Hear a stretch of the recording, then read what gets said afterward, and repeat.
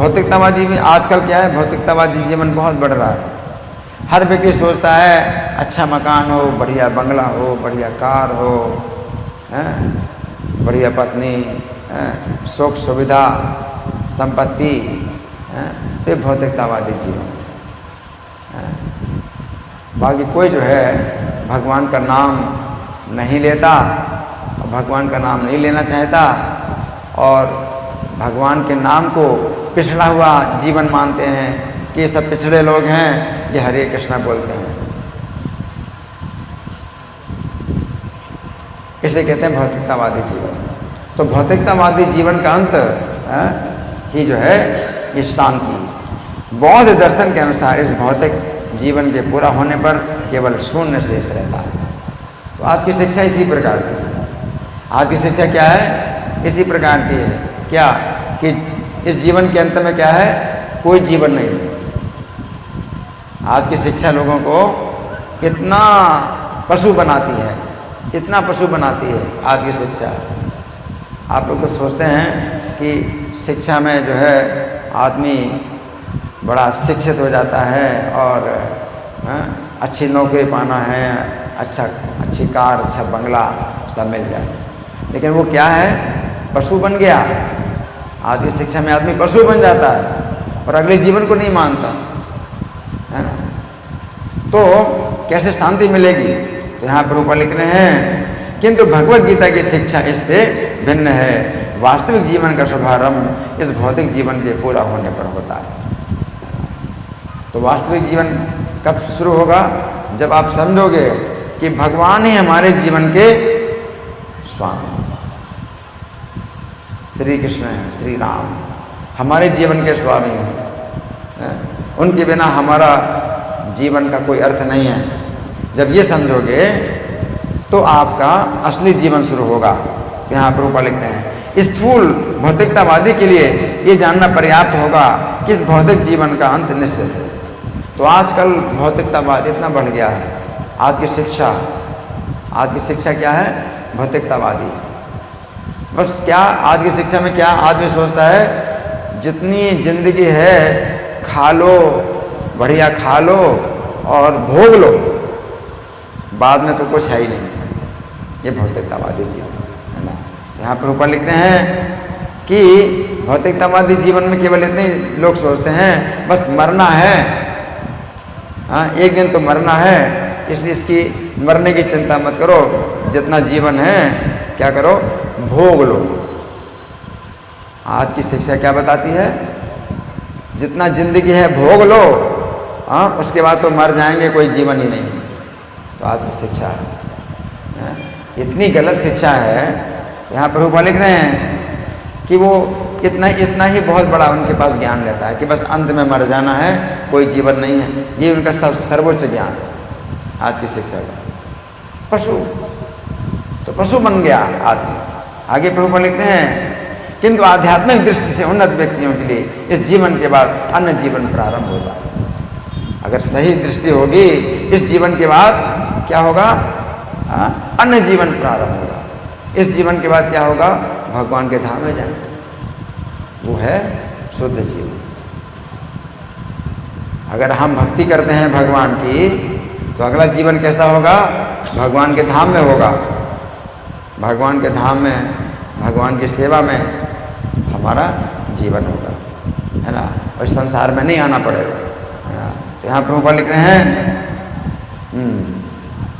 इस जीवन का अंत होने के पूर्व यदि कोई कृष्ण भावना भावित हो जाए तो उसे तुरंत ब्रह्म निर्वाण अवस्था प्राप्त हो जाती है। अगर इस जीवन के अंत में भी अगर सोच लिया, आपके दिमाग में ये विचार आ गया, क्या विचार आ गया? कि मेरे स्वामी श्री कृष्ण हैं या श्री राम हैं। अगर ये विचार आ गया, जीवन के अंत में भी अगर आ गया, तो क्या होगा? धाम चले जाएंगे। और भगवान के धाम में जाने का मतलब है सबसे बड़ी सफलता, सबसे बड़ी सफलता, है ना। इस संसार में नहीं आना पड़ेगा। इस संसार में क्या है? जन्म मरण, बार बार क्या है? जन्म मरण, पुनरपि जननम पुनरपि मरणम पुनरपि जननी जठरे शयनम। क्या है? बार बार जन्म, और बार बार मरण और बार बार माता के गर्भ में शयन है। तो भौतिक संसार ये है ना, बहुत दुर्गति है ना। यहाँ प्रभुपाद लिख रहे हैं भगवत धाम और भगवत भक्ति के बीच में कोई अंतर नहीं। अगर आप भगवान की भक्ति करते हैं तो यही भगवत धाम प्रकट हो जाता है। अगर आप घर घर में आप भगवान का नाम लेते हैं, कीर्तन करते हैं, कथा करते हैं घर घर में, तो यहीं पर ही वो मिथिलापुरी अभी भी प्रकट हो जाएगा। श्री राम के समय में मिथिलापुरी थी, है ना। तो घर घर में क्या होती थी, कथा और कीर्तन होता था, सीताराम की जो है चर्चा होती है। तो अगर घर घर में सीताराम की चर्चा हो तो फिर मिथिलापुरी उस समय की मिथिलापुरी बन जाएगी, है ना। तो यहाँ प्रभुपाद लिख रहे हैं कि भगवत धाम भगवत भक्ति के बीच में कोई अंतर नहीं, चूँकि दोनों चरम पद हैं। अतः भगवान के दिव्य प्रेमा भक्ति में व्यस्त रहने का अर्थ है भगवत धाम को प्राप्त करना। अगर भगवान की भक्ति में लगे हैं, कथा और कीर्तन है, दिन रात अगर कथा कीर्तन चल रहा है, तो भगवान का धाम आपको इस जीवन में ही प्राप्त हो गया, है ना। आगे प्रभुपाद लिखते हैं भौतिक जगत में इंद्रिय तृप्ति के कार्य होते हैं। अगर आप इंद्रिय तृप्ति में लगे हैं, खाना, सोना, भोग करना, सुरक्षा करना, ये सब इंद्रिय तृप्ति कार्य में अगर लगे हैं तो आप भौतिक जगत में, जिसमें क्या है जन्म मरण बुढ़ापा बीमारी, है ना। लेकिन अगर आध्यात्मिक जगत में कृष्ण भावना भावित कर्म होंगे, अगर आप कथा कीर्तन में लगे हैं, भगवान के श्रवण कीर्तन स्मरण इन कार्यों में लगे हैं, तो आप क्या है, आप आध्यात्मिक जगत में, आध्यात्मिक जगत में जहाँ भगवान की लीलाएं होती हैं, नित्य लीला। भगवान ने अपनी लीला का थोड़ा सा नमूना यहाँ दिखाया, लेकिन आध्यात्मिक जगत में उनकी नित्य लीला होती है। भगवान राम का भी एक लोक है, वहाँ पर भगवान राम लीलाएं करते हैं। और वहाँ भी जो है मिथिलापुरी है, अयोध्यापुरी है, कौशलपुर है, सब स्थान है वहाँ भी। तो वहाँ भगवान की नित्य लीला होती है। तो आप फिर कहाँ जाएंगे, भगवान की नित्य लीला में प्रवेश करेंगे। आगे प्रभुपाद लिखते हैं इसी जीवन में ही कृष्ण भावनामृत की प्राप्ति तत्काल ब्रह्म प्राप्ति जैसी है। जो कृष्ण भावनामृत में स्थित होता है वो निश्चित रूप से पहले ही भगवत धाम में प्रवेश कर चुका होता है। आगे ब्रह्म और भौतिक पदार्थ एक दूसरे से सर्वथा विपरीत हैं। तो भौतिक पदार्थ और ब्रह्म, जो भौतिक पदार्थ है वो क्या होता है, नष्ट होता है, उत्पत्ति और विनाश। ये भौतिक पदार्थ जो भी है उसमें क्या है, उत्पत्ति और विनाश होता है। और जो ब्रह्म है उसमें उत्पत्ति और विनाश नहीं होता, है ना। तो बिल्कुल एक दूसरे के विपरीत है। आगे अतः ब्राह्मी स्थिति का अर्थ है भौतिक कार्यों के पद पर ना होना। भगवत गीता में भगवत भक्ति को मुक्त अवस्था माना गया है। तो अगर आप भगवान की भक्ति में लगे हैं, अगर आप भगवान की भक्ति में लगे हैं और कोई दूसरा इरादा नहीं है, केवल सुनना है और श्रवण करना और कीर्तन चर्चा करना, अगर इसी प्रकार के कार्यों में आप लगे हैं, तो क्या है ये तो ये मुक्त अवस्था है। भगवत गीता में भगवान ने कहा है ये मुक्त अवस्था है। कैसी अवस्था है ये? मुक्त अवस्था है। सगुणान समति चैतान ब्रह्म भूयाय कल्पते। अतः ब्राह्मी स्थिति भौतिक बंधन से मुक्ति है। इस जीवन में ही आप क्या है, मुक्त है। जीवन मुक्त स उच्यते, आप जीवन मुक्त हैं। अगर आप शरीर से, मन से, वाणी से अगर आप भगवान की सेवा में लगे हैं तो आप जीवन मुक्त हैं।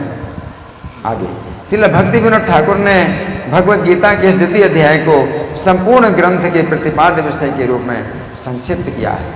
भगवद गीता की प्रतिपाद्य हैं कर्मयोग, ज्ञान योग तथा भक्ति योग। इस द्वितीय अध्याय में कर्म योग तथा ज्ञान योग की स्पष्ट व्याख्या हुई है एवं भक्ति योग की भी झांकी दे दी गई है। तो दूसरा अध्याय भगवद गीता के दूसरे अध्याय का अंतिम श्लोक हमने सुना है।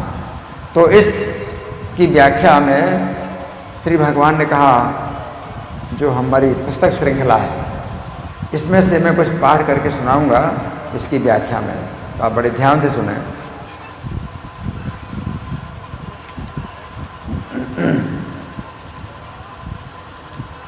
इस श्लोक में भगवान ये बतला रहे हैं कि पिछले श्लोक में कही गई विधि के द्वारा जो व्यक्ति शांति प्राप्त कर लेता है उस जीवन के अंत में भगवान के धाम की प्राप्ति कर लेता है।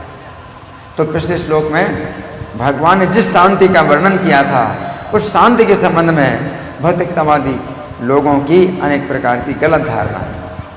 वे सोचते हैं कि ये शांति शायद ऐसी भी हो सकती है यदि कोई व्यक्ति शारीरिक कष्ट या मानसिक कष्ट से पीड़ित हो तो वो कोई दवा खाकर कुछ समय के लिए कष्ट से छूट जाता है। आजकल की दवाइयाँ ऐसी है ना, दिमाग में अगर बड़ा तनाव है तो गोली खा लो, है शरीर में कोई दर्द है तो गोली खा लो, है ना, तो क्या होती है, शांति मिल जाती है। तो लोग क्या सोचते हैं ऐसे ही शांति होगी, लेकिन नहीं। इस श्लोक में भगवान ये बतला रहे हैं कि ये शांति वैसी नहीं है, वैसी नहीं है जो गोली खा के मिलती है, वैसी नहीं है। तो इसमें भगवान ने शांति प्राप्ति की बात बतलाई है। और शांति के संबंध में कोई व्यक्ति ये ना सोचे कि कोई भौतिक स्थिति है, इसलिए भगवान यहाँ पर कह रहे हैं कि ये शांति की स्थिति भौतिक ना होकर आध्यात्मिक है। तो यहाँ पर भगवान जो है क्या बता रहे हैं कि ऐसी शांति जो श्री कृष्ण से संबंधित हो। तो यहाँ पर भगवान कह रहे हैं कि हे अर्जुन, पिछले श्लोक में मैंने जिस शांति का वर्णन किया था वो इस भौतिक संसार के किसी भी व्यक्ति से संबंधित नहीं है, वो शांति मुझसे संबंधित है। इस बात से हमें समझना चाहिए कि श्री कृष्ण को अपने जीवन का केंद्र बनाने से हमें जिस प्रकार की शांति प्राप्त होती है उस प्रकार की शांति किसी अन्य व्यक्ति को अपने जीवन का केंद्र बनाने से नहीं प्राप्त होगी। भगवान को जो है अपने जीवन का केंद्र बनाओ, चाहे अपना पुत्र मान लो और चाहे अपना पिता मान लो, चाहे अपना पति मान लो, चाहे अपना बंधु मित्र कुछ भी मान लो, लेकिन भगवान को केंद्र मानो तो जो शांति मिलेगी वो शांति जो है और किसी को केंद्र मानने से नहीं होगी। आजकल लोग केंद्र मनाते हैं क्या, अपने मकान को केंद्र मानते हैं, मकान बढ़िया हो जाए तो हमें शांति मिल जाएगी।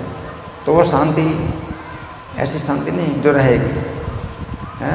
जब कोई सोचता है मुझे पुत्र प्राप्त हो जाए तो मुझे शांति मिल जाएगी, तो शांति वो नहीं रहेगी ऐसी। लेकिन भगवान को अगर केंद्र बनाते हो तो जो शांति मिलती है वो आध्यात्मिक शांति है। श्रीमद् भागवत के 5वें स्कंध में वर्णन है कि भरत महाराज ने श्री कृष्ण को अपने जीवन से हटाकर एक हरिण को अपने जीवन का केंद्र बनाया। श्रीमद् भागवत में एक कथा आती है, कौन से स्कंद में, 5वें स्कंद में। कौन से स्कंद में, 5वें स्कंद में आती है कथा। किसकी कथा है, भरत महाराज की। किसकी कथा, किसकी कथा है, भरत महाराज की कथा है। ये भरत महाराज राम के छोटे भाई नहीं है, ये भरत महाराज श्री राम के छोटे भाई नहीं है, है ना। ये भरत महाराज एक अलग ही राजा थे जिनके नाम से ये भारतवर्ष पूरा भारतवर्ष जिसका नाम पड़ा, है ना, पूरे वर्ष के राजा थे। तो उन्होंने अपना सब राज्य छोड़ करके शांति प्राप्त करने के लिए वन में गमन किया और वन में जो है वो भगवान की भक्ति में लगे थे। अचानक क्या हुआ, एक हरिण को देखा। हरिण को देखा कि नदी में वो पानी पी रहा है और शेर की दहाड़ सुन करके उस हरिणी थी वो, क्या थी? हरिणी गर्भवती थी हरिणी। तो शेर की दहाड़ सुन करके अपनी रक्षा के लिए उसने नदी में छलांग लगा दी। अब गर्भ अवस्था में वो पानी में छलांग लगाते हैं तो बच्चा जो है गिर गया पानी में और पानी में बह रहा है। तो हरिणी नदी पार करके एक गुफा में जा करके मर गई और भरत महाराज देखते हैं कि वो हरिण का बच्चा जो है पानी में बह रहा है, इसका भी कोई नहीं है। तो उनको बड़ी करुणा आई और उस बच्चे को उन्होंने उठा लिया और पाला। तो यहाँ पर यही बताया गया कि हरिण को अपने जीवन का केंद्र बनाया। अब हरिण को पाल रहे हैं, उसी को बड़ा कर रहे हैं और हरिण में ही उनका मन लगा हुआ है। अब क्या हुआ? भगवान का भजन बंद हो गया। और किसका भजन हो रहा है? हरिण का भजन हो रहा है। तो हरिण में उनका मन लग गया, है ना। तो क्या हुआ? उनकी शांति चली गई। इससे क्या हुआ? अगले जीवन में हरिण का शरीर प्राप्त हुआ। हरिण में मन लगाया तो अगले जीवन में क्या हुआ? हरिण का शरीर प्राप्त हुआ।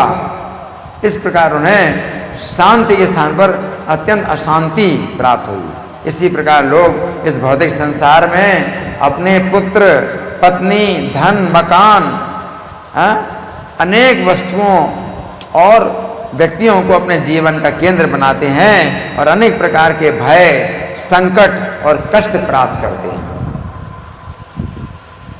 तो भगवान को अगर अपने जीवन का केंद्र बनाओ तो शांति प्राप्त होती है ना। लेकिन भगवान के अलावा घर, मकान, पुत्र और गांव, समाज, इनको केंद्र बनाते हैं तो क्या मिलता है? भय, संकट और कष्ट प्राप्त होते हैं। इस प्रकार भगवान यहाँ पर कह रहे हैं कि शांति ऐसी स्थिति नहीं है जिसमें अंत में दुख या कष्ट प्राप्त हो। ये शांति श्री कृष्ण से संबंधित है, जिसमें सभी प्रकार की सुरक्षा तथा सुख प्राप्त होते हैं। तो आपको जो आज का संदेश मैं देना चाहता हूँ वो उन्हीं श्री राम का संदेश है जो यहाँ पर आए थे विवाहित होने के लिए। अब यही जो है भगवान जो है कलयुग में अपना संदेश दे रहे हैं। क्या दे रहे हैं? चैतन्य महाप्रभु और नित्यानंद प्रभु के रूप में।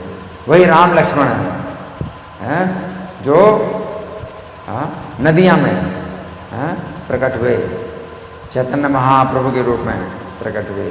एक चक्र में प्रकट हुए लक्ष्मण जी, किस रूप में? नित्यानंद के रूप में। तो ये भी तो आपको जानना चाहिए। त्रेता युग में जो राम लक्ष्मण आए यहाँ विवाहित हुए, वही कलयुग में नदिया नवद्वीप में प्रकट हुए चैतन्य महाप्रभु के रूप में। श्री राम और लक्ष्मण प्रकट हुए एक चक्रा ग्राम, किस रूप में? नित्यानंद के रूप में। और क्या प्रदान कर रहे हैं? हरे कृष्णा कृष्णा कृष्णा हरे हरे, हरे राम राम राम हरे हरे। तो ये जो महामंत्र है तो वही हैं भगवान कलयुग में लोगों की पापों से रक्षा करने के लिए प्रकट हुए। तो ये जो हरे कृष्ण मंत्र है, अगर आप लोग असली मिथिलावासी हैं तो अब वही राम लक्ष्मण का संदेश इस समय के लिए जो है उसे स्वीकार करो। ठीक है ना। तो हम आप मिथिलावासियों को जो है सच्चा मिथिलावासी बनाना चाहते हैं। हरे कृष्ण मंत्र का जाप करो। ठीक है। तो जो हरा शब्द है वो सीता जी के लिए है और कृष्ण और राम शब्द परम पुरुष भगवान के लिए है ना। तो ये जो 16 नाम का जो मंत्र है तो ये आप लोग जप करिए। तो यहाँ पर कई भक्त हैं जो हरे कृष्ण मंत्र का जाप करते हैं। तो आप लोगों से कितने लोग हैं जो हरे कृष्ण मंत्र का जाप करते हैं? हाथ उठाइए। हरि बोल, बहुत बहुत धन्यवाद। तो कुछ भक्त तो ऐसे भी हैं जो इस्कॉन के दीक्षित भक्त हैं, जिन्होंने दीक्षा ले ली ना। तो दीक्षा तब मिलती है जब 16 माला कोई जाप करे रोज, 4 नियमों का पालन करे और 2 साल तक करे और फिर जीवन भर के लिए निश्चित करे कि करेगा, तो फिर दीक्षा प्राप्त होती है। तो ऐसे दीक्षा प्राप्त भक्त कौन कौन से, हाथ उठाइए। हमारे साथ में हैं, हमारे साथ में जो है कई भक्त दीक्षा प्राप्त हैं, है ना। तो पहले से ही 16 माला जप करते थे दीक्षा के पहले, और जब इनका पक्का निर्णय हो गया कि जीवन भर करेंगे तो फिर दीक्षा ली। तो दीक्षा लेने का मतलब क्या है कि आप जीवन भर करेंगे, ठीक है। लेकिन अगर आप 16 माला नहीं कर सकते हैं तो भी आप हरे कृष्ण परिवार में हैं, तो भी आप हरे कृष्ण परिवार में हैं अगर 1 माला भी जप करेंगे और 4 नियमों का पालन करें। कम से कम आप जो है इस परिवार में शामिल हो जाओ। उसमें भी आप तिलक लगा सकते हो, आप जो है वैष्णव तिलक लगाने का अधिकार तो भी आपको है अगर आप 4 नियमों का पालन करते हैं। किसी प्रकार का नशा नहीं, जिसमें चाय कॉफ़ी भी शामिल है, किसी प्रकार का मांसाहार नहीं, उसमें प्याज लहसुन भी शामिल है, किसी प्रकार का जुआ नहीं और किसी प्रकार का व्यभिचार नहीं। तो ये 4 नियम हैं। विवाह के अलावा जो है स्त्री पुरुष के संबंध नहीं। तो 4 नियम बहुत सरल हैं, आप लोगों के जीवन में उसमें काफ़ी मात्रा में है। अगर कुछ कमी है तो उसको दूर करो, अगर चाय कॉफ़ी पीते हो तो उसको बंद कर दो, प्याज लहसुन खाते हो तो उसको बंद कर दो, है ना, और भगवान को भोग लगाओ, है ना। तो आप तिलक, वैष्णव तिलक लगा सकते हैं, ठीक है। तो ये जो हरे कृष्ण आंदोलन है ये पूरे संसार में लोगों को वैष्णवीकरण कर रहा है। ये जो कार्यक्रम है हमारा, ये सब लोगों को वैष्णव बनाने के लिए।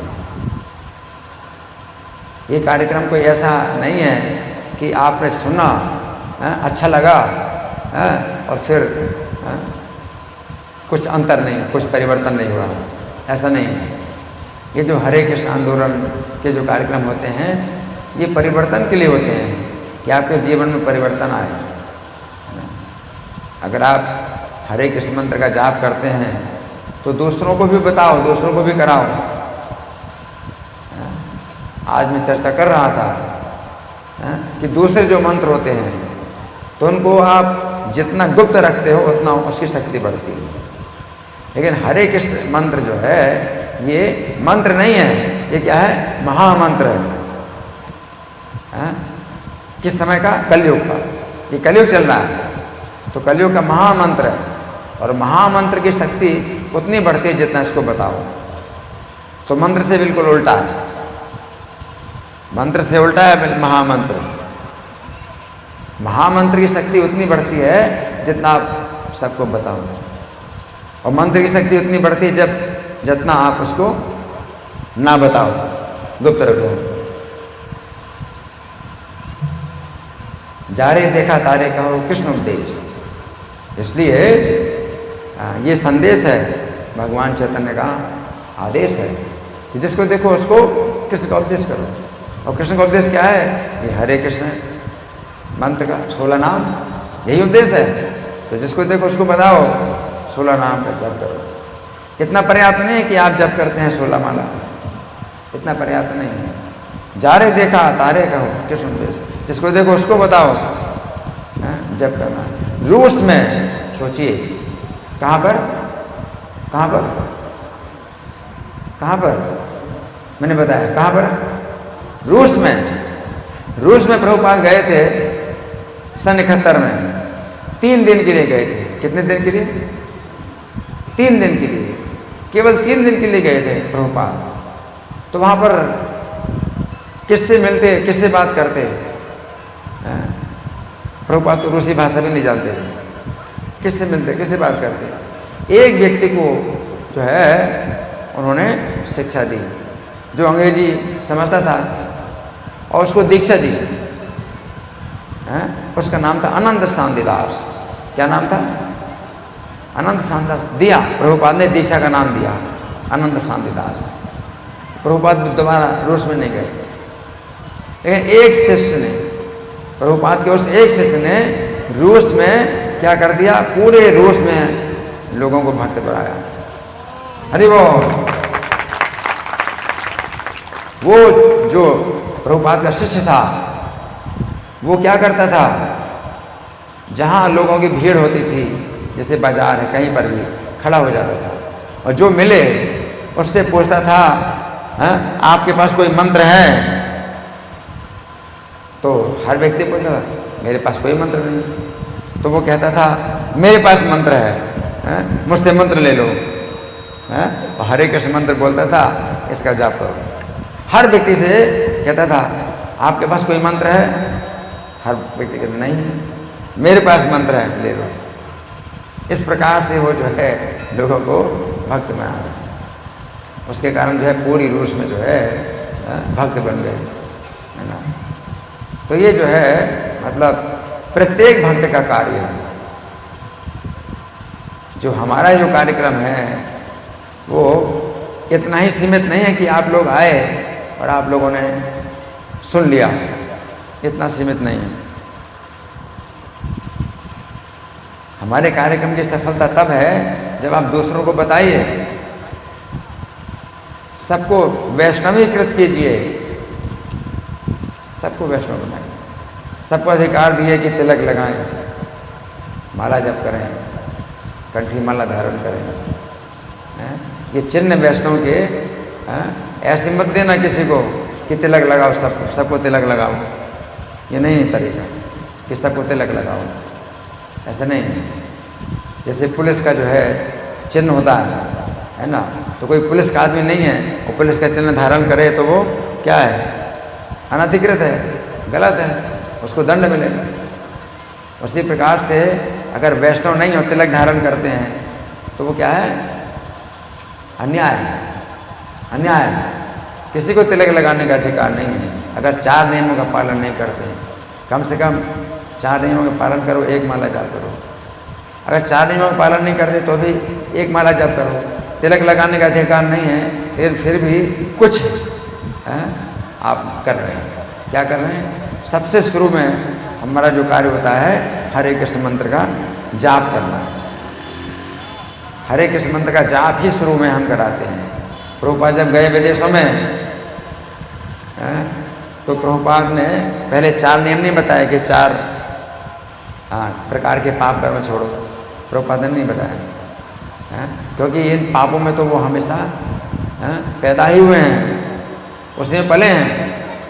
तो प्रभुपाद ने उनको 4 प्रकार के पाप कर्म नहीं छुड़ाए।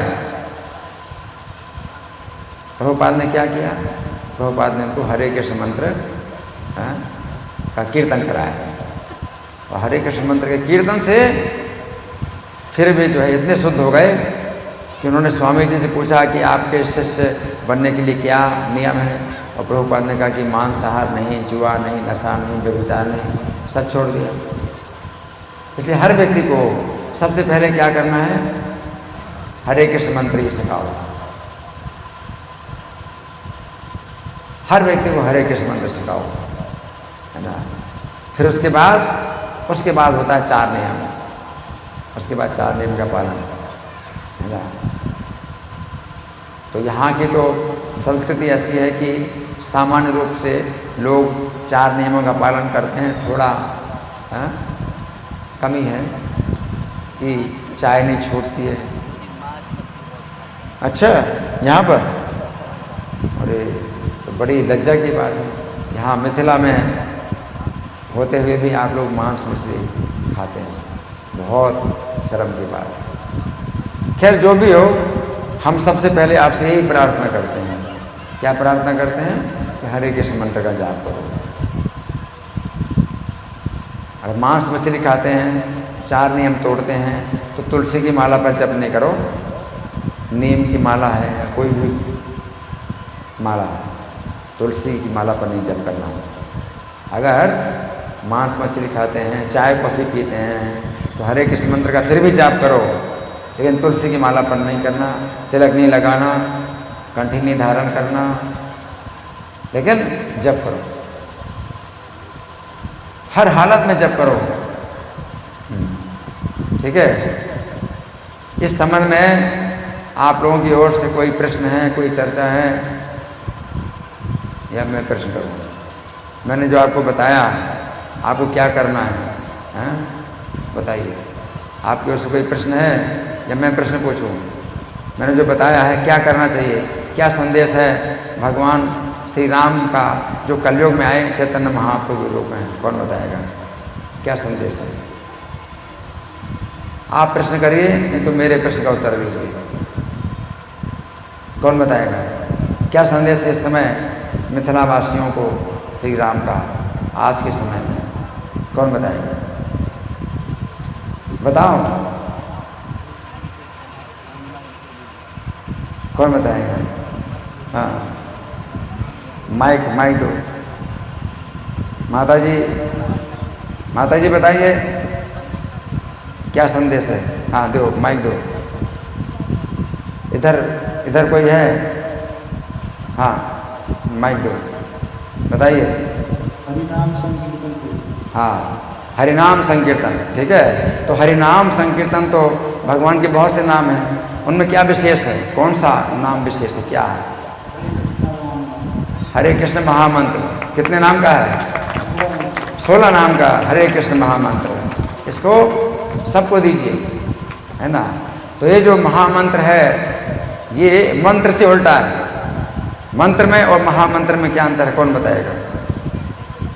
जो साधारण मंत्र होते हैं उनमें उनकी बात क्या है और महामंत्र में क्या है, कौन बताएगा? ये माता जी बिल्कुल जीरो है क्या? सब जीरो है माता जी? बोलो कोई, माता जी। मंत्र में और महामंत्र में क्या अंतर है, बोलो। हाँ दे दो, माइक दो।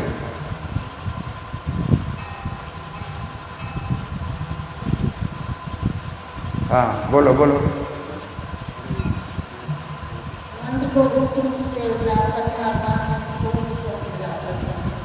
हाँ, मंत्र को गुप्त रूप में जप करते हैं और जितना गुप्त रखो उतना उसकी शक्ति बढ़ती है। और ये महामंत्र में क्या है, इसका उल्टा है, क्या है? और कोई महामंत्र में क्या विशेषता है? मंत्र की विशेषता है कि जितना गुप्त रखो उसकी शक्ति बढ़ती है। और महामंत्र की क्या विशेषता है, उल्टा है इससे, क्या है? कौन बताएगा?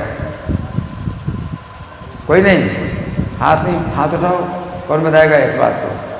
महामंत्र क्या है, महामंत्र में क्या होता है, कैसे शक्ति बढ़ती है उसकी? हाथ उठाओ, कोई नहीं बता सकता है? बस इतना ही, और कोई? और बताओ। ठीक है, और इसके अलावा और भी है, जोर से संकीर्तन करना, और कुछ कौन बताएगा? कोई नहीं, कोई सुनने वाला नहीं क्या यहाँ पर? कोई सुनता नहीं है इधर? कोई नहीं है? महामंत्र की क्या विशेषता है? जोर से संकीर्तन करना ठीक है, और क्या विशेषता है? खाली आप ही करेंगे या किसी और को बताएंगे? हैं?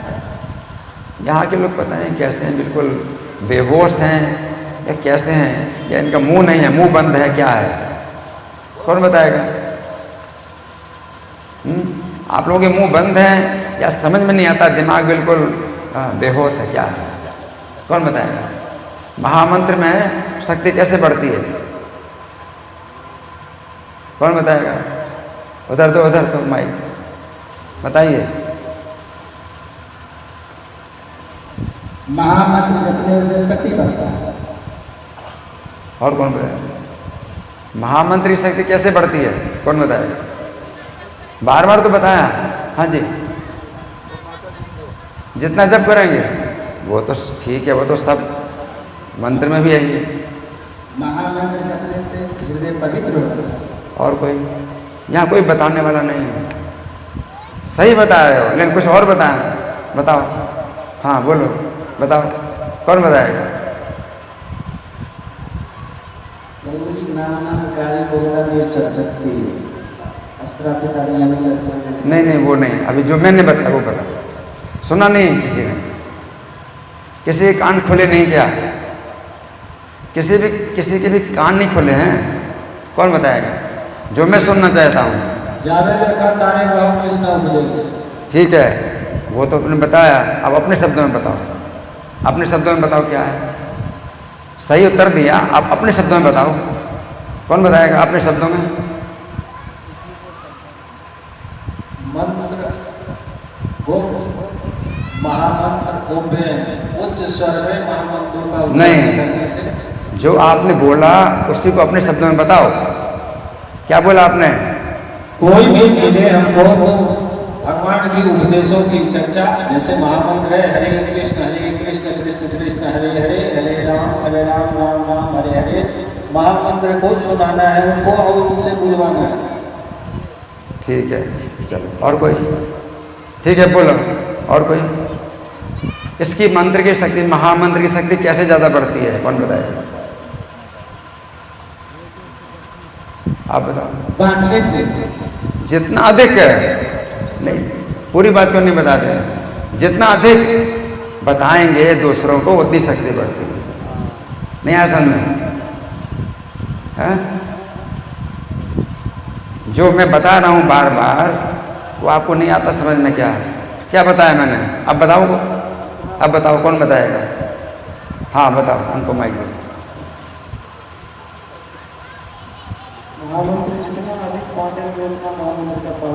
जितना तक बांटेंगे, कैसे बांटेंगे?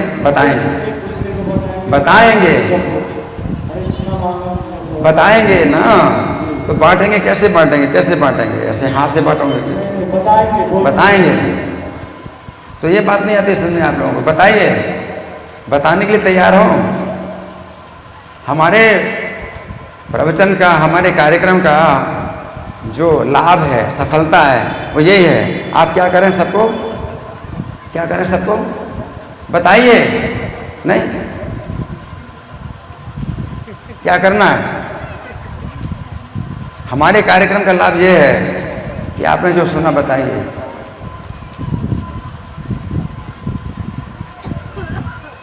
सबको बताइए। सबको बताइए।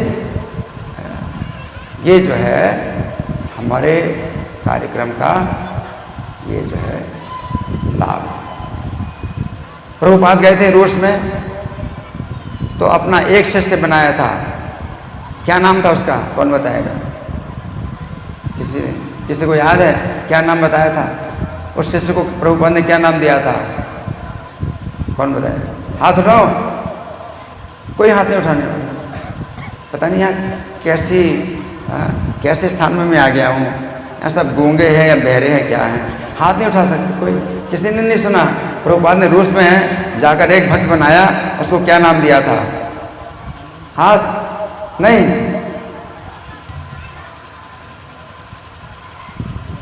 मैंने समझा मिथिलापुरी में आया हूँ। ये तो जो है पता नहीं माया, पूरी तरह से माया है। क्या नाम दिया था प्रभुपाद ने? रूस में एक शिष्य बनाया था।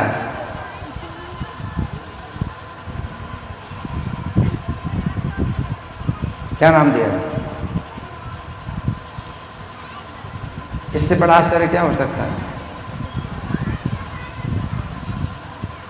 इससे बड़ा आश्चर्य क्या हो रहा है? कोई किसी को पता नहीं चल रहा है। क्या नाम दिया था? माइक पर बोल। सुना? क्या नाम दिया? हाथ उठाओ। नाम माइक दो।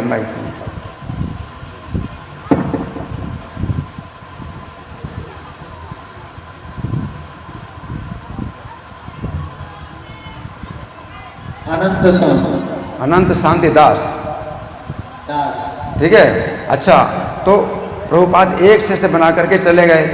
फिर रूस में तो कभी नहीं आए। उस शिष्य ने फिर क्या किया, कौन बताएगा? उस शिष्य ने रूस में क्या किया, क्या किया? हाँ चलो इनको माइक दो। एक व्यक्ति हाथ उठा रहा है तो भी आधा, पूरा हाथ नहीं उठा रहा है, आधा हाथ उठा रहा है। उन्होंने मंत्र बांटा? अरे बताया दिया, बांटा, मिथिला है भाषा से। बांटा कैसे, कैसे बांटेंगे बताओ ना। चलो ठीक है, हो गया।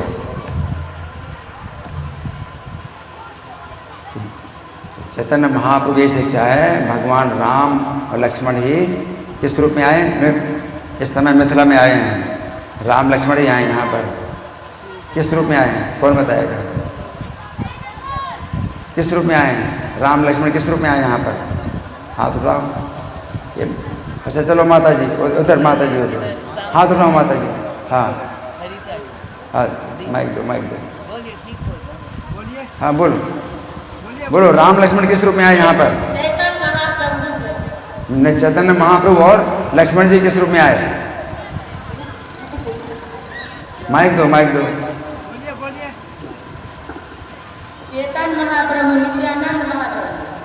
नित्यानंद प्रभु, चैतन्य महाप्रभु, रामचंद्र आए चैतन्य महाप्रभु रूप में, लक्ष्मण जी आए नित्यानंद महाप्रभु नहीं है, नित्यानंद प्रभु हैं।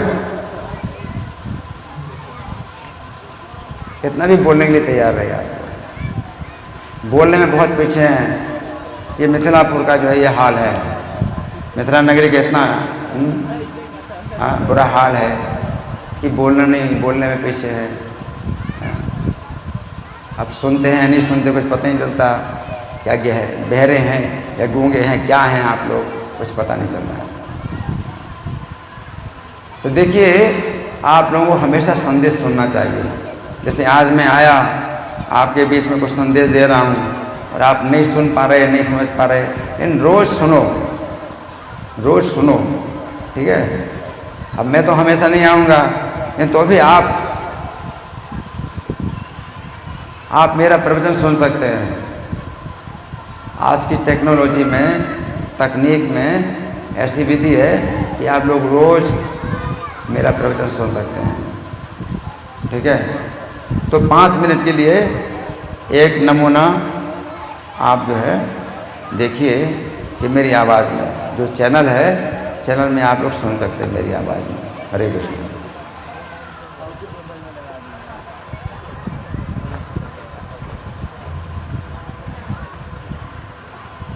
ये वाला चला, कोई भी सुन।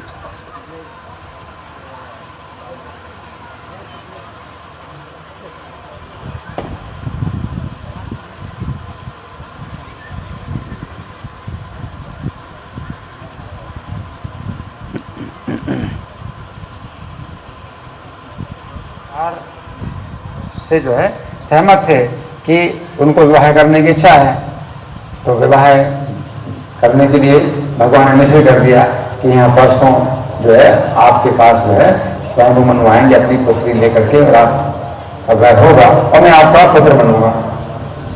भगवान ने कहा था मैं आपका पुत्र बनूंगा। आप कर्दमणि भी जो है अपनी शर्त के अनुसार तो छोड़ने वाले हैं माता देवभूति को, लेकिन उनको याद आया कि अरे भगवान ने कहा था कि मैं पुत्र बनूंगा, तो मैं कैसे छोड़ सकता हूँ देवभूति को अपनी पत्नी। तो दोनों तरह से कि भगवान ने कहा मैं पुत्र बनूंगा, और दूसरा है कि अपनी पत्नियों को कैसे छोड़ सकते हैं जब तक योग्य पुत्र ना प्रदान करें, और पुत्र योग्य ना हो जाए। जब तक पुत्र जो है योग्य ना हो जाए कि अपने माता की सुरक्षा कर सकता है, तब तक पिता नहीं छोड़ सकता है। तो दोनों बात है ना। तो इस तरह से इसमें जो है आगे चल करके जो है यही माता देवभूति जब कपिल भगवान जो है जब उनके पुत्र हो जाते हैं और कर्दमणि चले जाते हैं, तो 3:25 में वो जो है क्या कहती हैं, 3:25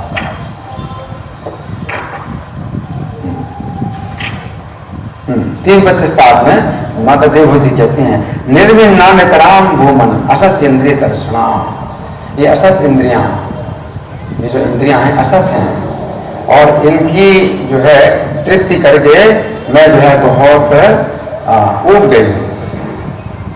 माता देवहूति कहते मैं बहुत ऊब गई हूँ, इंद्रिय तृप्ति से मैं ऊब गई हूँ। तो ये स्थिति है कि आजकल जो है लोग सोचते हैं कि आप जो है खूब इंद्रिय तृप्ति करो, आप खूब इंद्रिय तृप्ति करो, तो एक दिन आप जो है उससे ऊब जाएंगे। एक दिन होता ऐसा। ये काम शत्रु जो इंद्रिय तृप्ति है, काम वासना, तो ये जो है जितना आप इंद्रिय तृप्ति आप करते हैं उतना अधिक काम वासना और बढ़ती है। बताया ना कि काम एस क्रोध एस रजोगुण संबंधा महासनो महापात्मा वृद्धि न में महासन है ना। तो ये तरीका है ही नहीं कि आप जितनी इंद्रिय तृप्ति करोगे उतना आप जो है फिर विरक्त हो जाओगे और अपने आप उग जाएंगे, तो नहीं ऐसा। लेकिन कुछ लोगों के लिए ऐसा है, जैसे माता देवहूति है तो पहले से बहुत योग्य हैं और रजोगुण से ऊपर भी नहीं, सत्वगुण में आ गए। रजोगुण से उत्पन्न काम, रजोगुण से उत्पन्न काम वासना है तो वो तृप्त नहीं होगी, रजोगुण समझ हुआ। रजोगुण से उत्पन्न काम वासना है तो महासनो है ना। और एक फिर दुष्पूर्य नाम, दुष्पूर अग्नि है। रजोगुण से काम वासना है वो दुष्पूर अग्नि के समान है। रजोगुण से ऊपर उठ जाओ, आप रजोगुण से ऊपर उठ जाओ तो काम वासना फिर जो है कमजोर पड़ जाती है और आप जो है कुछ इंद्रिय तृप्ति करते हैं तो आप उग जाते हैं सत्वगुण। इसलिए जो है तो सवेरे की साधना वो बहुत आवश्यक है। सवेरे की साधना से आप सत्वगुण में आएंगे। तो प्रभुपाद की अंतिम शिक्षा यही है कि आप सवेरे की साधना अच्छी प्रकार से करो, सत्वगुण में आओ। और सत्वगुण में आएंगे फिर आप जो है ये काम वासना आपकी कमजोर पड़ जाएगी और आप जो इंद्रिय तृप्ति करेंगे आप उससे फिर उग जाएंगे। तो माता देवहूति जो उग गई है ना, तो माता देवहूति ऐसा कहती हैं है ना। अब हम एक और विचार करेंगे कि प्रभुपाद जो है 24 फरवरी 1975 मुंबई में जब प्रवचन दे रहे थे, कितनी तारीख 24 फरवरी 1975 मुंबई में जब प्रवचन दे रहे थे तो प्रभुपाद ने कहा एक व्यक्ति ने अपने परिवार की संपूर्ण हृदय से जीवन भर सेवा की और जब वो वृद्ध हो गया तो वो अपनी पत्नी से अनुमति मांगता है, हे प्रिय अब मैं बहुत सेवा कर चुका हूं, अब मुझे संन्यास लेने की अनुमति दे दो। परंतु पत्नी कभी भी अनुमति नहीं देगी। वो कहेगी तुमने क्या किया, इस पुत्र की व्यवस्था नहीं हुई है, इस पुत्री का विवाह नहीं हुआ है, तुम कैसे संन्यास लोगे। तो आप संन्यास नहीं ले सकते। तो वो वास्तव में अपनी पत्नी का सेवक है, परंतु वो सोचता है कि मैं अपने परिवार का स्वामी हूं, इसे कहते हैं माया। तो एक उदाहरण ये है, तो दूसरा उदाहरण माता देवहूति का है। कर्दम मुनि इतने जो है मतलब पक्के हैं, भगवान को उन्होंने प्रसन्न किया। तो विवाह करने के पहले भगवान को प्रसन्न किया कि ऐसी पत्नी मिले जो भक्ति में सहायता करे। और भगवान ने स्वयं निश्चित किया कर्दम मुनि का विवाह है कि भक्ति में कोई बाधा ना पैदा हो, पत्नी के कारण पूरी जो है सेवा सहायता करे है ना। और वो जब संन्यास ले रहे हैं तो वो जो है मतलब प्रसन्न हो रहे हैं, प्रसन्नता से कह रही है मुझे केवल आप जो है सुरक्षा की व्यवस्था कर दो मेरे लिए, आपने जो किया वो ठीक है। बहुत आदर भाव है माता देवहूति का, अपने पति कर्दम के प्रति बहुत आदर की भावना है कि आप जो है मुझे छोड़ के जा रहे हैं, ये आपका बहुत बड़ा गुण है।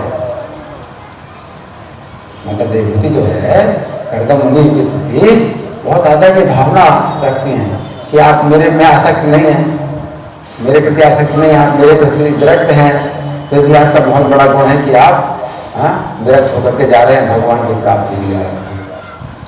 और वास्तव में ऐसी पत्नी जो है फिर क्या होती है कि अपने पति के साथ रहती हैं वैकुंठ में भी। ऐसी जो पत्नियां हैं अपने पति के साथ वैकुंठ में भी रहती है, पत्नी के रूप में, पत्नी के रूप में वैकुंठ में भी रहती है। और भगवान को अगर केंद्र बनाया, अगर पति और पत्नी के बीच में अगर भगवान को केंद्र बना लिया जाए तो ये पति पत्नी जो है वैकुंठ में ही पति पत्नी के रूप में रहते हैं, भगवान को केंद्र बनाया है। और माता देवहूति ने भगवान को केंद्र बनाया है कि भगवान को प्राप्त करने के लिए आप मुझे छोड़ के जा रहे हैं, ये आपका बहुत बड़ा गुण है। तो प्रभुपाद कहते हैं कपिल भगवान का भी एक वैकुंठ है, कपिल भगवान का भी एक वैकुंठ है। तो वहाँ पर उनके माता पिता वृंदावन देवहूति उनके माता पिता, तो क्या आश्चर्य है अगर ऐसा है। तो अगर माता पिता जो है भगवान को केंद्र बना करके और भगवान को अपना पुत्र मान करके भी अगर जो है एक दूसरे से का आदर करते हैं तो वो जो है फिर वैकुंठों की इसी प्रकार रह सकते हैं, है ना। इस तरह से हमने कुछ चर्चा की इस श्लोक के संबंध में। अब आप लोगों की ओर से कोई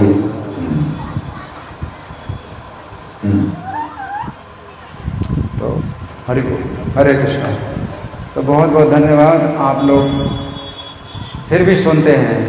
मैंने आपकी निंदा की कि आप सही उत्तर नहीं दे पा रहे प्रश्न का, या प्रश्न का उत्तर नहीं देना चाहते। फिर भी आपका बहुत बड़ा गुण है कि आप लोग सुनते हैं, आप लोग सुनते हैं, आप लोग आए सुनने के लिए, उसके लिए बहुत बहुत धन्यवाद। लेकिन सुनते सुनते आगे चल करके आप लोग जो है आगे बढ़ेंगे।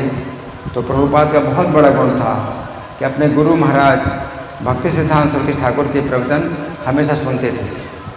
तो प्रभुपाद कहते हैं मुझे भी समझ में नहीं आता था अपने गुरु महाराज का प्रवचन, लेकिन उन्होंने बहुत बड़ा गुण माना कि समझ में नहीं आता तो भी सुनते हो।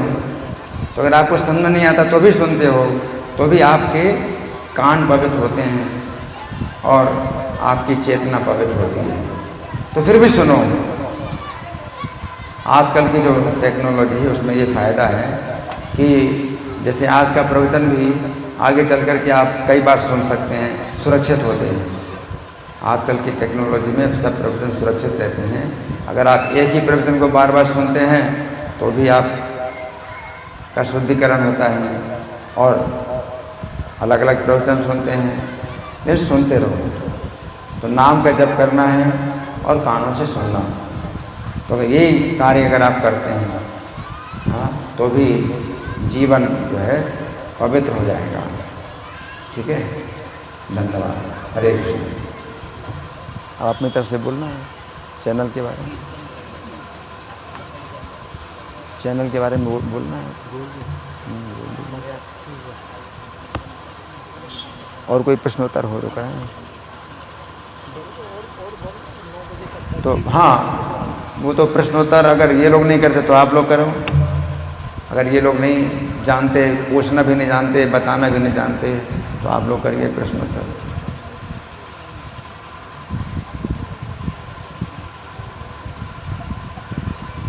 मैंने तो बता दिया, सबसे बड़ी बात बताई कि प्रभुपाद रूस में गए, एक शिष्य बनाया और शिष्य ने जो है पूरे रूस में जो है लोगों को भक्त बनाया। कितनी बड़ी बात है। कलयुग में लोग इतने मूर्ख हैं, मंदा सुमंद मतियार, आलसी हैं और मंदमती, सुमंदमती, बहुत मंदमती है। मंद भाग्य, भाग्य भी बड़ा मंद है। उपद्रुता, और कई प्रकार के जीवन में संकट हैं, बाधाएं हैं, लेकिन तो भी बहुत बड़ा गुण है कलयुग में। यत्र संकीर्तनादेव, तो इसमें केवल संकीर्तन मात्र से उसका जो है पूरा लाभ होता है। तो भगवान का नाम तो अगर आप ज़्यादा नहीं सुन पाते, ज़्यादा नहीं समझ पाते, तो भी सुनते रहो। और बोलने में अगर आप ज़्यादा कुछ नहीं बोल सकते तो केवल नाम बोलिए, 16 नाम बोलिए। ठीक है, तो आप लोगों की ओर से कोई प्रश्न है, कोई चर्चा है, या मैं प्रश्न करूँ? किनको कोई प्रश्न है तो पूछ सकै छियै, सर हम बेझिझक पूछ सकै छी। हाथ उठाओ जिनको कुछ पूछवा किया बिना शर्म किए, ये नहीं सोचे कि लोग क्यों कहा। मन में कोनो जिज्ञासा या कोनो प्रश्न या जो नहीं समझ में हुई पूछ सकते।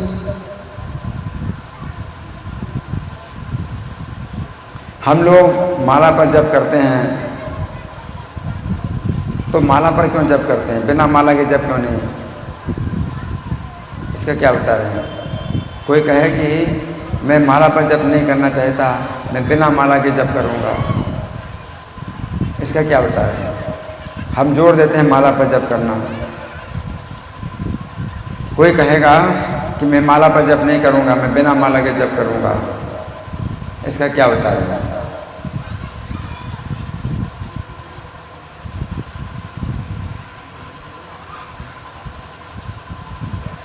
आप लोगों की ओर से उत्तर क्या है? कोई कहता है कि मैं माला पर जप नहीं करूँगा, मैं बिना माला के जप करूँगा, इसका क्या उत्तर है? सही लग रहा है? सही बात है ना? हरे कृष्ण। अगर माला हमारे पास नहीं रहेगा तो हम कब नहीं कर पाएंगे, परम जप करेंगे। फिर से बोलो। अगर हम माला के जप नहीं कर पाएंगे, माला नहीं रहेगा तो जप हमसे होगा भी नहीं, क्योंकि संसार की बातें करेंगे, जप नहीं हो पाएगा। माला अगर आप दे रहे हो तो फिर उसके हमको ध्यान रहेगा, हमें माला जप करना। अगर माला पर जप नहीं करेंगे, बिना माला के जप करेंगे, तो फिर क्या होगा? कोई नियम नहीं रहेगा। ये माला पर जो जप करते हैं तो उसमें एक बंधन रहता है कि मुझे करना है, और आपकी इच्छा नहीं है तो भी आप करते हैं, एक चिंता हो जाती है कि करना है। तो ये चिंता जो है ये आपको होना चाहिए। अगर बिना माला के जप करेंगे तो कभी करेंगे और कभी नहीं करेंगे, कोई चिंता नहीं है। जब मर्जी होगी तो करेंगे और जब नहीं मर्जी हुई तो नहीं करेंगे। तो इससे क्या होगा? इससे क्या होगा? उतना लाभ नहीं होगा।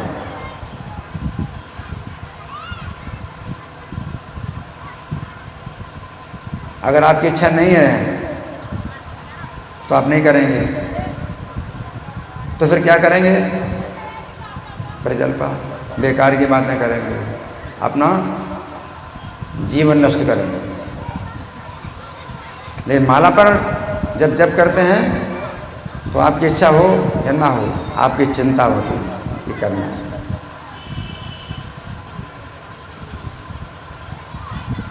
ये जो भगवान का नाम है ये उतना ही जरूरी है जैसे आपका भोजन। भोजन के लिए क्या आप कहते हैं कि जब मेरी इच्छा होगी तो खाऊंगा, जब इच्छा नहीं होगी तो नहीं खाऊंगा। अगर भोजन की इच्छा नहीं होती है तो आपको चिंता हो जाती है, कि मेरी भोजन की इच्छा नहीं है। डॉक्टर के पास जाते हैं कि भोजन की इच्छा नहीं है, और फिर आप भोजन करते हैं। भोजन की इच्छा नहीं है तो भी आप भोजन करते हैं, क्योंकि पता है कि अगर भोजन की इच्छा नहीं है और भोजन नहीं करेंगे तो क्या होगा? क्या होगा? अगर भोजन की इच्छा नहीं है, भूख नहीं लगती और भोजन नहीं करते तो क्या होता है? कमज़ोर हो जाएंगे, कमज़ोर हो जाएंगे, चिंता होती, कमज़ोर हो जाएंगे। इसलिए भोजन की इच्छा हो या ना हो, आप क्या करते हैं? भोजन करते हैं, नहीं तो कमज़ोर हो जाएंगे। उसी प्रकार से नाम करने की इच्छा है या नहीं है, या आपको नाम क्या है? करना पड़ेगा, नाम करना पड़ेगा। अगर नहीं करोगे तो क्या होगे? प्रजल्पा, फालतू की बातें करोगे।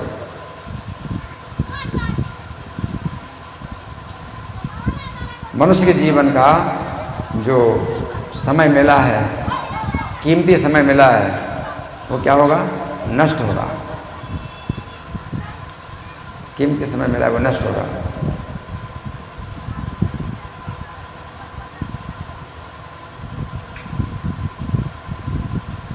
रूप गोस्वामी कहते हैं,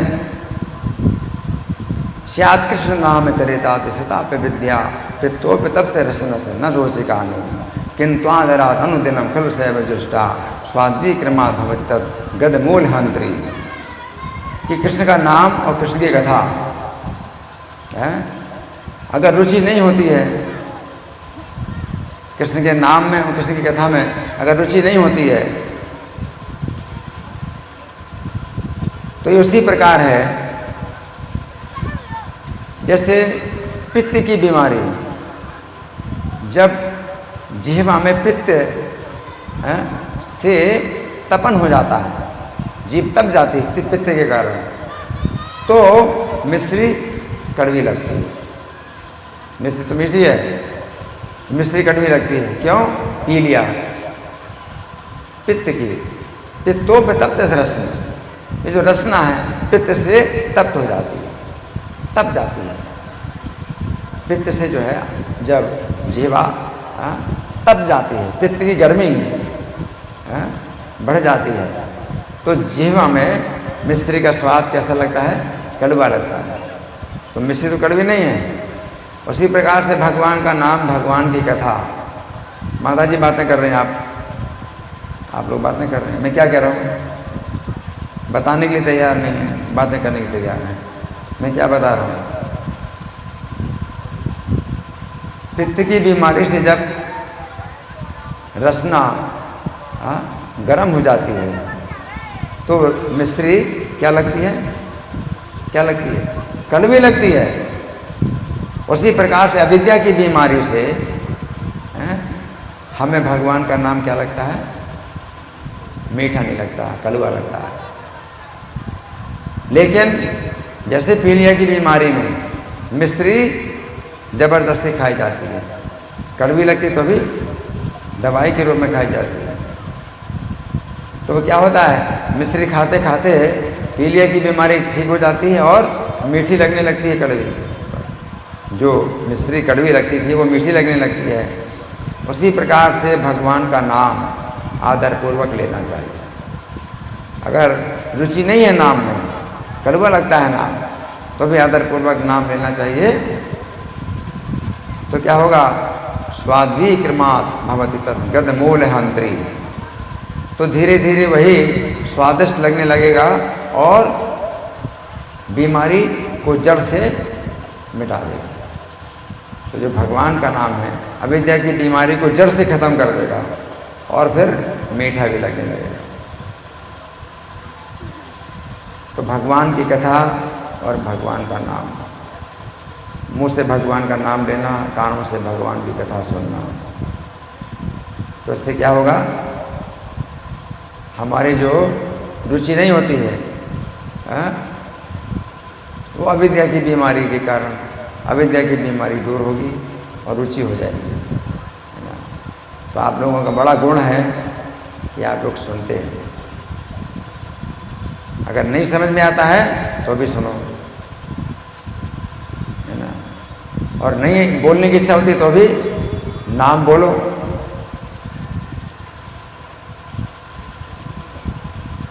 इसलिए ऐसा नहीं सोचना चाहिए कि हम माला पर जप नहीं करेंगे, हम तो बिना माला के बोलेंगे, ठीक है ना। कम से कम एक माला का भी नियम बनाओ। 4 नियम का पालन नहीं होता है तो तुलसी की माला पर नहीं करना।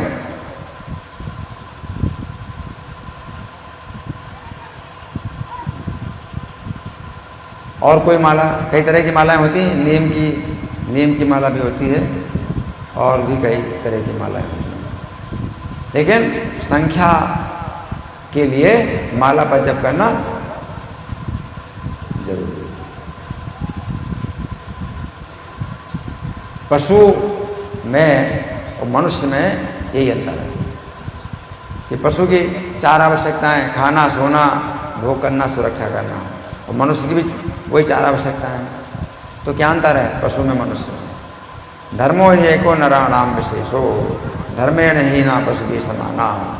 धर्म ही मनुष्य में विशेषता है और धर्म के बिना मनुष्य क्या है? पशु भी समान है, पशु के समान है। और कलयुग में धर्म क्या है? हरिनाम, हरिनाम धर्म है। तो जितना जरूरी आपका भोजन है उतना जरूरी आपका माला का जप करना।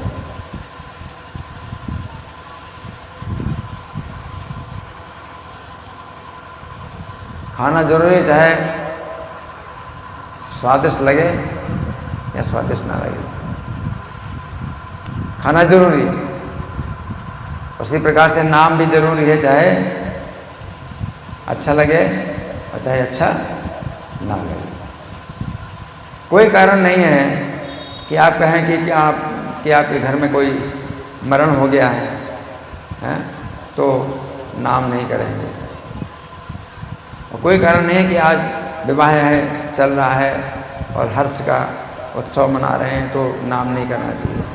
कोई कारण नहीं है। जैसे आप खाते हैं तो कोई कारण नहीं है कि आप नहीं खाएंगे कि मरण हो गया है, या कोई शादी विवाह हो रही तो नहीं खाएंगे।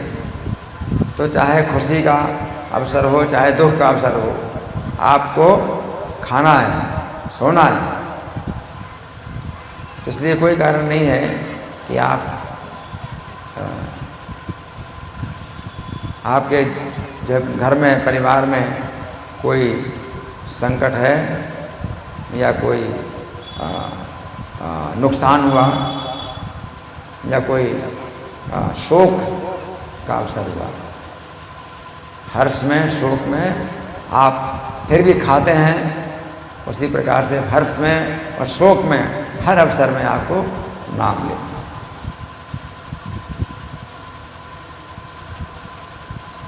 आप बीमार हैं तो भी खाते हैं, तो बीमारी में क्या करेंगे? नाम बंद कर देंगे, माला बंद कर देंगे? नहीं, माला बंद नहीं करेंगे। ठीक है?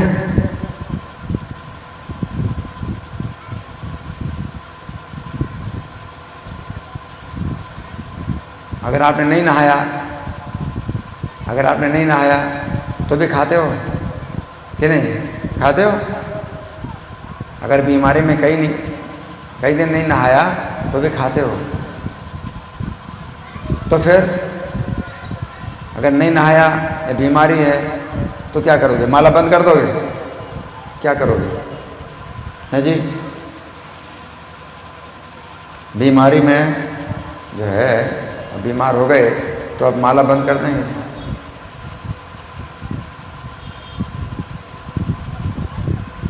क्या बता रहे हैं? करेंगे? हैं? माइक पर बोलो, माइक पर बोलो। बंद नहीं करेंगे। बीमारी भी माला बंद नहीं करेगा, तब मनुष्य का जीवन, तब मनुष्य का जीवन। नहीं तो तोता भी जो है नाम तो लेता है, बहुत अच्छी बात है, नाम लेता है। जब अच्छे मूड में होता है तो नाम लेता है। जब बिल्ली आती है तो फिर क्या बोलता है? टें टें टें टें। तो मनुष्य नहीं है वो, पशु पक्षी तो हैं। जब बिल्ली आती सामने तो फिर क्या करता है? टें टें टें टें करने लगता है। तो अगर ऐसे ही हैं तो फिर आप तोते से अच्छे नहीं हैं। आप तोते अच्छा है, तोता भी अच्छा है, नाम तो लेता है, लेकिन तो मनुष्य तो नहीं है। अगर आप मनुष्य हैं तो तोते से ऊपर उठो, तोते से ऊपर उठो। अच्छा लगता है। अभी मिथिला का भजन गाया, बड़ा अच्छा लगा, बड़ा अच्छा लगा, है ना। लेकिन ये भजन फिर उस समय नहीं चलेगा जब शरीर में कोई कष्ट होगा, कोई बाधा होगी, तो भजन नहीं चलेगा। लेकिन नाम, हरे कृष्ण मंत्र का ये क्या करना है? करना है। ये मिथिला का भजन जो है तभी अच्छा लगता है जब आप ठीक ठाक हैं, और जब कोई संकट आता है कोई शोक होता है, किसी का मरण हो जाता है तो फिर बंद हो जाता है, नहीं होगा। लेकिन हरे कृष्ण मंत्र का जब चाहे सुख हो चाहे दुख हो, हर्ष में, शोक में, सुख में, दुख में, मान अपमान, निंदा स्तुति, हर हालत में करना है तो आप मनुष्य। ठीक है, अब आप बोलो इसके बारे में, चैनल के बारे में बोलो।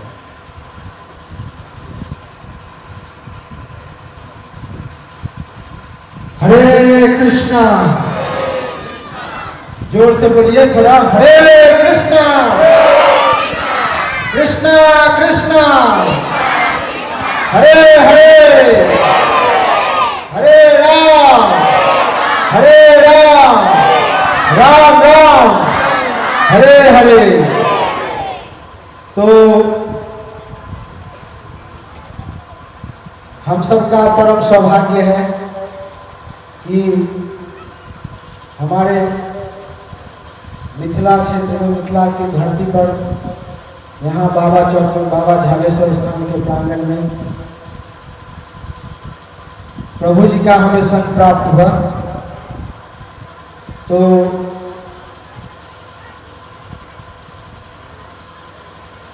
हम अपने भाग्य का सराहना जितना करें उतना कम है, क्योंकि प्रभु जी यहाँ आए हैं हम लोग के बीच में। तो हम जितना बोले प्रभु जी के लिए उतना कम है, क्योंकि प्रभु जी देखिए, प्रभु जी IIT से इंजीनियरिंग किए थे, एमटेक मैकेनिकल इंजीनियरिंग, और बीच में ही प्रभु जी को प्रभुपाद जी का ग्रंथ प्राप्त हुआ और प्रभु जी श्रील प्रभुपाद जी से जुड़ गए हरे कृष्ण आंदोलन में, और तब से प्रचार करें लगभग 50 वर्षों से। तो बहुत ही उच्च कोटि के वैष्णव हैं प्रभु जी, और बहुत लोगों का जीवन परिवर्तन किया है। तो इसीलिए मैं जितना प्रभु जी के लिए कहूँ उतना कम है। तो प्रभु जी का नित्य नियम होता है 4:30 बजे, कभी प्रभु जी मंगल आरती नहीं छोड़ते। 4:30 बजे आज तक रिकॉर्ड है कहीं पे भी कि प्रभु जी का 4:30 बजे मंगल आरती कभी नहीं छूटता। और श्रीमद् भागवतम नित्य 1 घंटा प्रभु जी या तो बोलते हैं या श्रवण करते हैं, और संध्या में श्रीमद् भगवत गीता बोलना या श्रवण करना। तो श्रीमद् भगवत गीता के ऊपर प्रभु जी ने व्याख्यान, भगवत गीता यथारूप का उन्होंने अनुवाद विशेष उसके ऊपर टीका किया है। श्री भगवान ने कहा, उसकी कई सारी श्रृंखलाएं हैं। तो अगर किसी भक्त को लगे कि हम ये पढ़ के, मतलब आप ये भगवान ने कहा ये पढ़ लिए तो आप समझ लो पूरा भगवत गीता आपको समझ में आ गया। इतना विस्तार से उसको समझाया गया, इतने सरल शब्दों में समझाया गया है उसमें कि आप ऐसे ही समझ जाओगे। मतलब कोई चीज समझ में ना आ रही हो, मतलब कमजोर हो बुद्धि, इसको पढ़ लिया तो समझ में आ जाएगा, श्री भगवान ने कहा।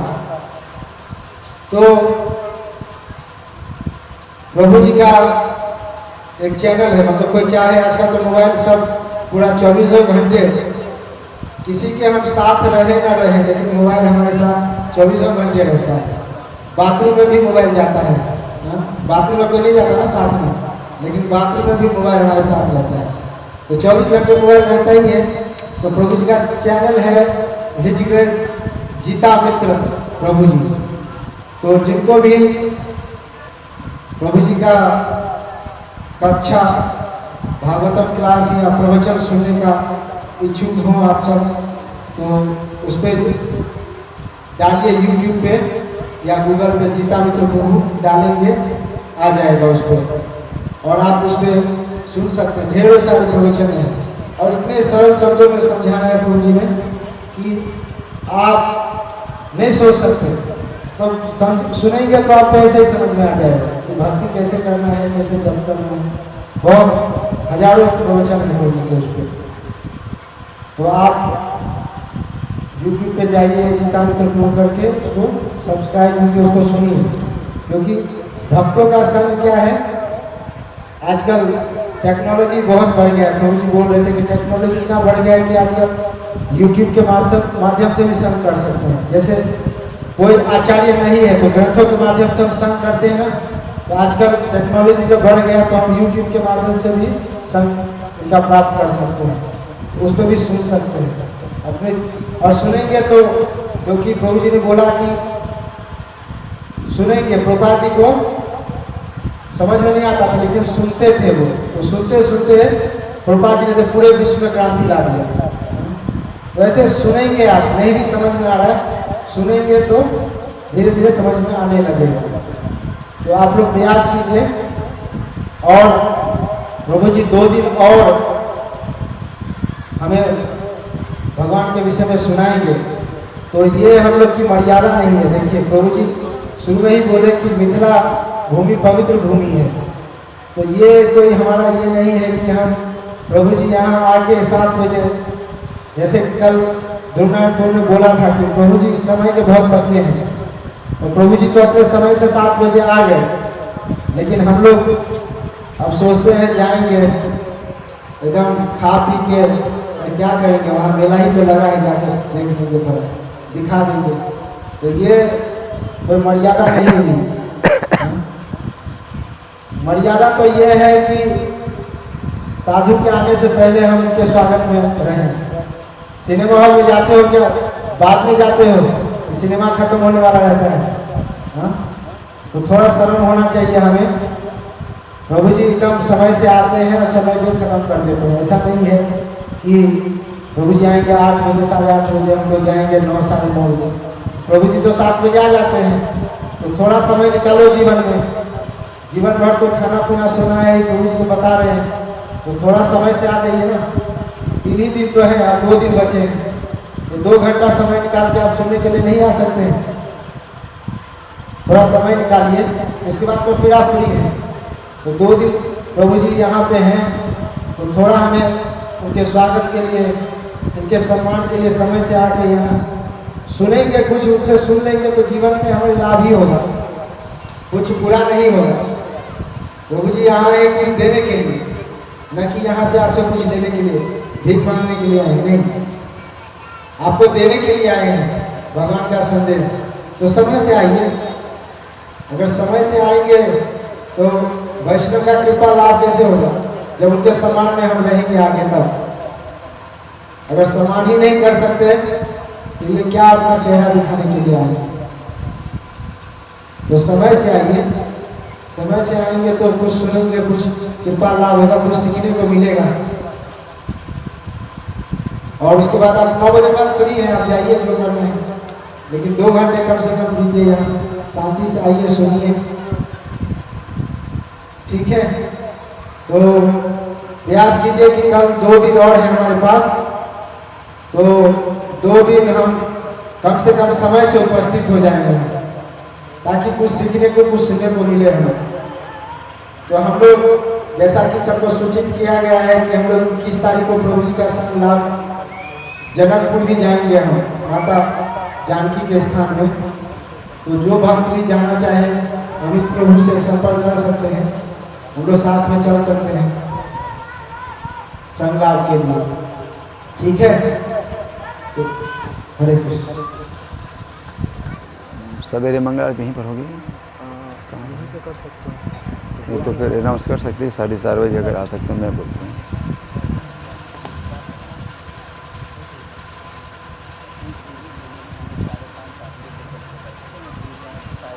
देखिए, जो मेरा प्रवचन चल रहा था उसमें रिकॉर्ड चल रहा था, तो उसमें बताया कि प्रभुपाद ने अपने अंतिम समय में विशेष रूप से मंगल आरती सवेरे की साधना पर जोर दिया।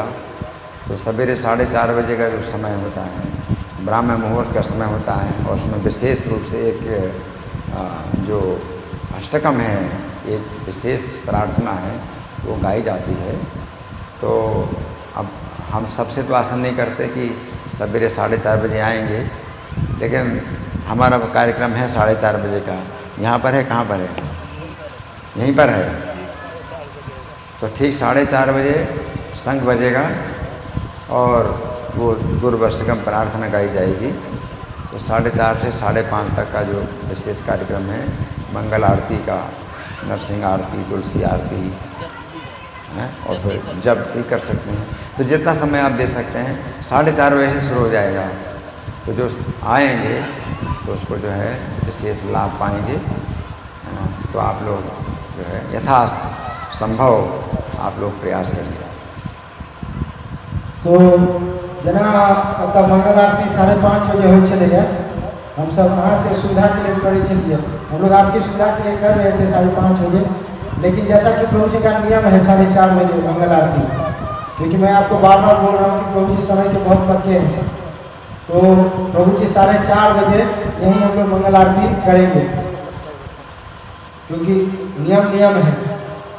अभी हम लोग आपको छूट दे रहे थे 5:30 बजे करने के लिए, लेकिन 4:30 बजे हम यहाँ मंगल आरती ठीक 4:30 बजे शंख बन जाएगा। तो जो भक्त शंख का लाभ उठाना चाहते हैं तो 4:30 बजे यहाँ आ जाइए। मंगल ब्रह्म मुहूर्त में देखिए।